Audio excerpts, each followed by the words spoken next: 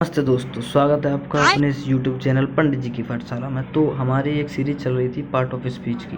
तो part of speech में सबसे पहले हमने नाउन कंप्लीट किया है। उसके बाद हमने प्रोनाउन भी पढ़ा, नाउन पढ़ लिया, प्रोनाउन भी पढ़ लिया। अब आज हम पढ़ेंगे तीसरा पार्ट है हमारा वर्ब्स का। किसका? वर्ब्स का। तो आज हम वर्ब पढ़ेंगे। तो सबसे पहले वर्ब होती क्या है? तो वर्ब वह वर्ड्स होते हैं, यानी वह शब्द होते हैं जो किसी एक्शन यानी क्रिया, स्टेट यानी स्थिति, या ऑक्यूरेशन यानी घटना को बताते हैं। आसान भाषा में कहें तो काम या स्थिति बताने वाले शब्दों को क्या कहते हैं? वो वर्ब्स होती हैं। यानी किसी काम के करने या होने का बोध हो। करने यानी किसी काम में एक्शन होगा, होने यानी स्थिति का, तो उसे क्या बोलते हैं? वर्ब बोलते हैं। ठीक, एग्जाम्पल देखें कि सी रन्स फास्ट। तो यहाँ पे ये जो रन्स आया है, रन्स क्या है? एक एक्शन को दिखा रहा है, यानी काम हो रहा है, लगातार चल रहा है। रन्स फास्ट, वह तेज दौड़ता है, वह तेज दौड़ती है। तो इसमें एक्शन को बता रहा है, तो एक्शन आ गया। और ही इज़ हैप्पी, अब वह एक अवस्था बता रहा है कि वह खुश है, दुखी है, मोटा है, पतला है, क्या है। तो हैप्पी, यहाँ हैप्पी से पता चल रहा है कि वो क्या है? खुश है। तो यहाँ उसकी क्या हो गई? एक अवस्था हो गई, अवस्था यानी स्टेट हो गई, उसे बता रहा है यहाँ ऐसे। और तीसरे एग्जाम्पल में लिखा है कि समथिंग हैपन्ड, क्या? समथिंग हैपन्ड, यानी यहाँ बता रहा है कि ऑक्यूरेशन यानी घटना के कुछ हुआ है, यानी कुछ घटित हुआ है। ठीक है, अब बात करते हैं नेक्स्ट इनके टाइप्स की। तो अब बात करें इनके टाइप्स की, इसको इधर कर लेता हूँ। हाँ, तो इनके टाइप्स की बात करें तो मेनली ये दो टाइप्स की होती हैं। एक तो होती है मेन वर्ब, दूसरी होती है हेल्पिंग वर्ब। दो होती हैं। हेल्पिंग वर्ब को ऑक्सिलरी वर्ब भी कहते हैं। ठीक है, तो मेन वर्ब में क्या होता है? यानी कि जो यह सेंटेंस का मेन एक्शन उसे बताती है, यानी सेंटेंस में जो मेन क्रिया क्या हो रही है, यानी जो काम क्या हो रहा है, एक्शन का मतलब जो काम क्या हो रहा है उस काम को बताती है, यानी जो काम हो रहा है उस काम को बताती है मेन वर्ब। ठीक है, मेन काम को बताएंगे, यानी किसी सेंटेंस में जो काम हो रहा होगा उसे बताएंगे, उसे बोलते हैं main verb. Example, she writes a letter, यानी यहाँ पे जो राइट्स आया है, राइट्स क्या है? राइट्स एक मेन वर्ब है, यानी पता चल रहा है इससे कि काम क्या हो रहा है। मेन काम क्या है? तो लिखने का काम है। अब लेटर है एक ऑब्जेक्ट। ठीक है, ऐसे आता है दे प्ले क्रिकेट। अब यहाँ पे प्ले क्या है? तो प्ले से पता चल रहा है कि खेलना। दे प्ले क्रिकेट, वह क्रिकेट खेलते हैं। तो इसमें पता चल रहा है कि ये प्ले क्या है? एक मेन वर्ब है। मेन वर्ब यानी एक्शन वर्ब है। ठीक है, अब आती है दूसरी बात हेल्पिंग वर्ब की। तो हेल्पिंग वर्ब में क्या होता है? कि ये मेन वर्ब की क्या करती है? मेनली मदद करती है। ये मेन वर्ब की मदद करती है। मदद कैसे करेंगी? तो जैसे मैंने बोला सी इज़ राइटिंग, यानी वह लिख रही है। तो यहाँ पे ये हेल्प कर रही है। कैसे हेल्प कर रही हैं? कि उससे पता चल रहा है कि वह अभी लिख रही हैं, यानी अभी लिख रही हैं उसे। यानी हेल्पिंग वर्ब का मेन जो काम होता है वो होता है कि टाइम को बताना। क्या बताना? टाइम को। यानी इससे मेनली हेल्पिंग वर्ब से बस एक चीज़ याद रखनी है कि टाइम का पता चलता है। हेल्पिंग वर्ब अलग अलग टेंसेस की अलग अलग हेल्पिंग वर्ब होती है। जैसे इज आर एम हो गया, वाज वर्ब हो गया, हैज़ हैव हो गया, हैड हो गया, डू डज डिड हो गया, shall will, shall have, will have been. ये क्या होती हैं? सब हेल्पिंग वर्ब्स होती हैं। जो हम टेंस पढ़ेंगे, टेंसेस में पढ़ेंगे इनको। ठीक है, अब ये हो गई अपनी हेल्पिंग वर्ब। अब देखते हैं नेक्स्ट।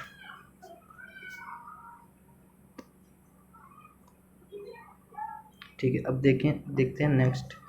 ये इसको इधर कर देता हूँ। ठीक है, हाँ, अब जो आती हैं सेकंड नंबर की जो कि मॉडल वर्ब्स, यानी इसी में जो हेल्पिंग वर्ब्स होती हैं उनमें ही मॉडल वर्ब्स भी होती हैं।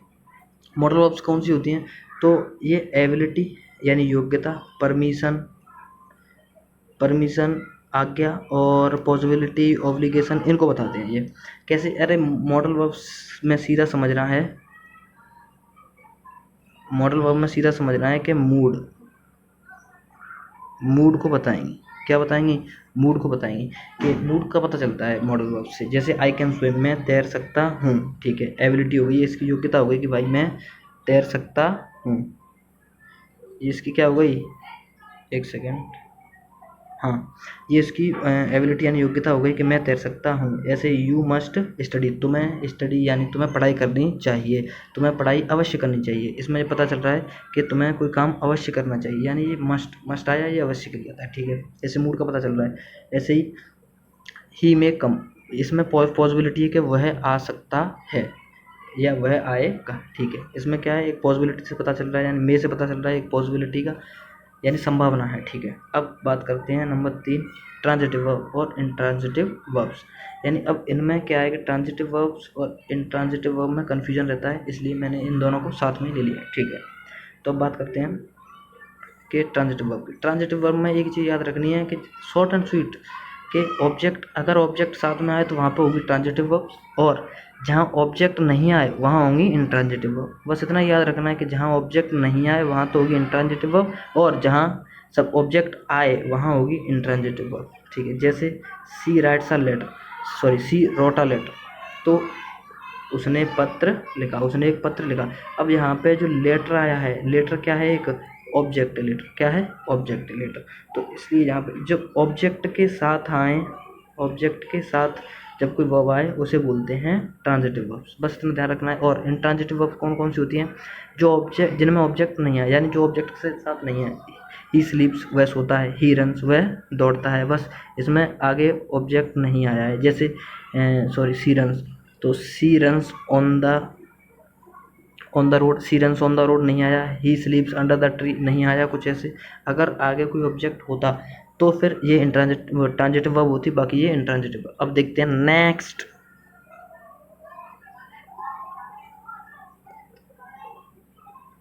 इसको इधर करने दो, यस, हाँ। अब बात आती है नंबर 4 के वर्ब्स फॉर्म, यानी जो first form, second form, third form होती हैं, वो फॉर्म्स के आधार पर वर्ब 3 टाइप्स की होती हैं। वही कि एक इसे बेस फॉर्म भी कहते हैं, यानी वर्ब की फर्स्ट फॉर्म को बेस फॉर्म भी कहते हैं, जैसे, और हाँ, वर्ब की सेकंड फॉर्म को इसे पास्ट फॉर्म भी कहते हैं, और वर्ब की जो थर्ड फॉर्म होती है इसे पास्ट पार्टिसिपल फॉर्म कहते हैं। याद रहे तो ठीक, नहीं रहे तो कोई बात नहीं है। हाँ, अब जैसे एग्जाम्पल देखें इनके, कि गो वेंट गो। जैसे गो क्या है, एक बेस फॉर्म है, यानी फर्स्ट फॉर्म है, वर्ब की फर्स्ट फॉर्म है गो, वर्ब की सेकंड फॉर्म है वेंट, और वर्ब की थर्ड फॉर्म है गो।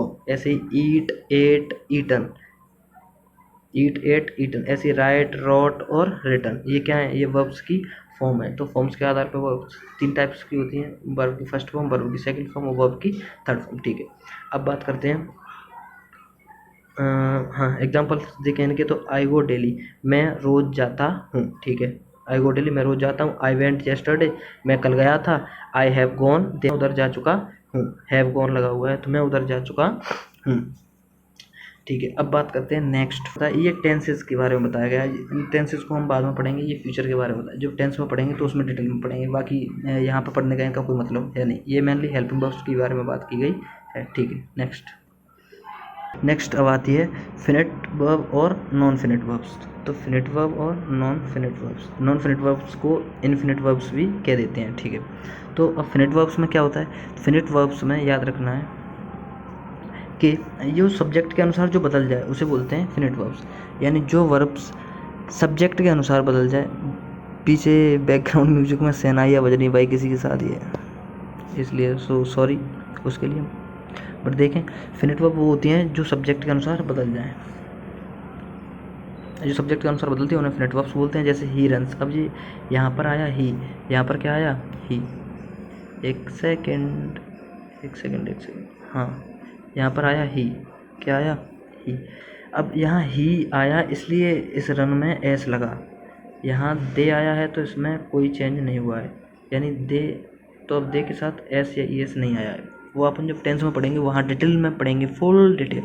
लेकिन यहाँ पे याद रखना है कि फिनिट वर्ब्स कौन सी होती हैं, जो सब्जेक्ट के अनुसार बदलती हैं उन्हें फिनिट वर्ब्स बोलते हैं, ठीक है। अब आती है नॉन फिनिट वर्ब्स की बात। नॉन फिनिट वर्ब्स को इनफिनिट वर्ब्स भी कह देते हैं। अब इनफिनिट वर्ब्स, इसके ये इनफिनिट वर्ब्स और ये इनके टाइप्स हैं, इनको मेनली याद नहीं रखना है, कोई दिक्कत नहीं है, इनको याद मत रखना। बस इसमें इतना समझना है कि इनफिनिट वर्ब्स में क्या होता है, इनफिनिट वर्ब्स में क्या होता है कि ये सब्जेक्ट के अनुसार नहीं बदलती हैं। जैसे आई वांट टू ईट, अब यहाँ पर टू ईट आया है, वो आई की जगह पर अगर ही लिख देंगे फिर भी वो ही वांट टू ईट ही रहेगा। ऐसे ही ये स्विमिंग कभी भी स्विमिंग सब्जेक्ट के अनुसार नहीं बदलेगी, यानी स्विमिंग है तो स्विमिंग ही रहेगी, आईएनजी लगेगी तो आईएनजी लगेगी ही कंटिन्यूस के साथ, ठीक है। ऐसी रनिंग तो रनिंग भी कभी नहीं बदलेगी। ऐसी ब्रोकन यानी ये वर्ब की थर्ड फॉर्म आई है तो ये कभी नहीं बदलते हैं, ठीक है। जो ना बदले सब्जेक्ट के अनुसार वो कौन सी वर्ब्स होती हैं, वो होती हैं इन नॉन फिनिट वर्ब, ठीक है। अब देखते हैं एक्टिव और पैसिव वॉइस वर्ब्स। अब जो सब्जेक्ट काम करता है, जहाँ सब्जेक्ट काम करता है वहाँ होती है क्या, कौन सी वर्ब्स, एक्टिव वर्ब्स। जहाँ सब्जेक्ट काम करता है वहाँ कौन सी वर्ब्स होती हैं, एक्टिव वर्ब्स होती हैं। जैसे राम रोटा लेटर, अब काम कौन कर रहा है, राम कर रहा है भैया, इसलिए, ठीक है। अब बात आती है पैसिव वॉइस की, पैसिव वर्ब्स या पैसिव वॉइस की। तो यह सब्जेक्ट पर काम होता है, यानी सब्जेक्ट पर काम हो तो उसे बोलते हैं पैसिव वर्ब्स या पैसिव वॉइस। यहाँ पर पैसिव वॉइस लिख दिया है, कोई दिक्कत नहीं है। देखते हैं, a letter was written by Ram. अब एक पत्र किसके द्वारा लिखा गया है, राम के द्वारा लिखा गया है, यानी सब्जेक्ट पर काम होता है एक लेटर, यानी यहाँ ये क्या है, सब्जेक्ट है। अब यहाँ आ लेटर क्या बन गया है, एक सब्जेक्ट बन गया है। अब पढ़ते हैं नेक्स्ट, इम्पोर्टेंट है सब्जेक्ट वर्ब एग्रीमेंट। इसमें क्या होता है कि सिंगुलर सब्जेक्ट जो होगा उसके साथ हमेशा सिंगुलर वर्ब आएगी, ये हमेशा ध्यान रखना है कि सब्जेक्ट वर्ब एग्रीमेंट में क्या होता है कि सिंगुलर सब्जेक्ट जो होगा उसके साथ हमेशा सिंगुलर वर्ब ही आएगी। सिंगुलर सब्जेक्ट के साथ कभी भी प्लूरल वर्ब नहीं आएगी, और प्लूरल सब्जेक्ट होगा तो प्लूरल वर्ब ही आएगी उसके साथ। जैसे दे रन, वह दौड़ता है, तो दे क्या है, प्लूरल है, बहुवचन है, तो उसके साथ रन आया है, यानी ये भी बहुवचन है रन। अगर बहुवचन नहीं होता, ये यहाँ अगर ही लगा होता तो ही के साथ रन्स आता, ही के साथ रन्स आता। एक सब्जेक्ट वर्ब एग्रीमेंट की बात हो गई। अब इसमें ये कुछ ध्यान रखने वाली चीज़ें हैं कि एवरीवन और समवन। एवरीवन या समवन क्या है, तो एक सिंगुलर वर्ब होती है। एवरीवन इज़ हैप्पी, एग्जाम्पल इसका एवरीवन इज़ हैप्पी, यानी सभी क्या हैं, प्रत्येक या सभी खुश हैं। तो ये क्या है, एवरीवन या समवन जो होता है वो हमेशा सिंगुलर की कैटेगरी में आता है। ऐसे ही नंबर ऑफ कभी भी दिख जाए आपको वो प्लूरल होगा। अ नंबर ऑफ हमेशा प्लूरल होता है, जैसे a number of student are present, ठीक है। अब द नंबर ऑफ, इसमें अ नंबर ऑफ में और द नंबर ऑफ में बहुत डिफरेंस है, याद रखना है कि अ नंबर ऑफ आए तो वो हमेशा प्लूरल होगा, और द नंबर ऑफ आए तो द नंबर ऑफ वो हमेशा सिंगुलर होगा, क्योंकि द लग गया यानी किसी स्पेसिफिक के बारे में बात हो रही है, ठीक है। जैसे द नंबर इज़ हाई, ठीक है। अब ये कुछ याद करने वाली वर्ब्स होती हैं, जैसे मेक हो गया, लेट हो गया, हैव हो गया, गेट हो गया। ये कुछ कॉन्जर्टिव वर्ब्स होती हैं जिनको याद रहे तो ठीक, वरना ना रहे तो भी ठीक, ठीक है। अब पढ़ते हैं नेक्स्ट, वर्ब्स के टाइप्स तो हो गए। अब ये कुछ इंपॉर्टेंट रूल्स हैं जो आपको याद रखने बहुत ही इंपॉर्टेंट हैं, बहुत ज़्यादा इंपॉर्टेंट है ये रूल्स। जैसे मॉडल के बाद हमेशा वर्ब की फर्स्ट फॉर्म आती है, ये हमेशा ध्यान रखें। सी can go, C can go, ये क्या है, सी कैन गो, कभी भी एस या ई एस नहीं, मॉडल के साथ कभी भी एस या ई एस नहीं लगेगा, ध्यान रखना है, इंपॉर्टेंट चीज़ है। यानी मॉडल के साथ ओनली वर्ब की फर्स्ट फॉर्म आएगी, ओनली वर्ब की फर्स्ट फॉर्म, उसके अलावा कुछ नहीं। हमेशा can, shall, will, could, would, should, may, must, might, इनमें से कोई भी हो तो उनके साथ क्या आएगी, वर्ब की हमेशा फर्स्ट फॉर्म, वर्ब की फर्स्ट फॉर्म आएगी, ठीक है। डिड के बाद हमेशा वर्ब की फर्स्ट फॉर्म आएगी। एक ये याद रखना है कि डिड के बाद हमेशा वर्ब की कौन सी फॉर्म आएगी, फर्स्ट फॉर्म आएगी। जैसे ही डिड गो, डिड क्या है, कौन से टेंस की हेल्पिंग वर्ब, तो ये है पास्ट इंडेफिनिट की, पास्ट इंडेफिनिट। तो डिड के बाद हमेशा गो यानी वर्ब की फर्स्ट फॉर्म आएगी, सेकंड फॉर्म नहीं आएगी। अब कंटिन्यूस टेंस में हमेशा वर्ब की फर्स्ट फॉर्म में आईएनजी आएगी। ये टेंस की बात है, लेकिन यहाँ पर मोटा मोटी समझ लो, जैसे सॉरी इज रनिंग, तो यहाँ पर आईएनजी आएगा, वर्ब की फर्स्ट फॉर्म में हमेशा आईएनजी आएगी। प्रेजेंट कंटिन्यूस हो, चाहे पास्ट कंटिन्यूस हो, चाहे फ्यूचर कंटिन्यूस हो, ठीक है। अब इसमें कॉमन एरर जो हमसे जो कॉमन गलतियाँ होती हैं वो देखेंगे हम। अब सिंगुलर सब्जेक्ट के साथ डू कभी आ ही नहीं सकता, क्योंकि डू होता है प्लूरल सब्जेक्ट के साथ आता है। तो यहाँ पर क्या आना चाहिए, डज आना चाहिए, क्या आना चाहिए, डज। तो ये कुछ मिस्टेक्स होती है, ये किसकी वजह से होती है, सब्जेक्ट की वजह से होती है। यानी सब्जेक्ट से डिपेंडेंट जो मैन वर्ब्स होती हैं उनको हम गलत लिख देते हैं, मेन वर्ब्स या हेल्पिंग वर्ब्स, वर्ब्स मेन ये। जैसे सी हैज़ वेंट, अब सी हैज़ वेंट नहीं आएगा, यहाँ पे वर्ब की सेकंड फॉर्म आई है, लेकिन ये सेकंड फॉर्म नहीं आएगी, वर्ब की थर्ड फॉर्म आएगी, सी हैज़ गॉन। ठीक है, ऐसे देखेंगे I am agree, I am agree नहीं, एम नहीं आएगा इसमें, आई एम एग्री नहीं आएगा, आई एग्री आएगा कि मैं सहमत हूँ, ऐसे। ठीक है, तो शायद आपको आज की वीडियो पसंद आई होगी। अगर वीडियो पसंद आई हो तो लाइक कर देना, चैनल को सब्सक्राइब कर देना और एक प्यारा सा कमेंट ज़रूर छोड़ देना। बाकी ये अपनी सीरीज चल रही है, नेक्स्ट वीडियो जो अपनी आएगी वो आएगी एडजेक्टिव की, एडजेक्टिव की वीडियो आएगी। उसे समझना ढंग से, इसे याद करना, और अगर कोई क्वेरी हो तो कमेंट में ज़रूर बताना, मैं उसका जवाब ज़रूर से ज़रूर दूंगा। और चैनल को सब्सक्राइब कर लेना। बाकी मिलते हैं नेक्स्ट वीडियो में। थैंक यू, जय हिंद, धन्यवाद। अरे देवा, ये गड़बड़ है बाबा।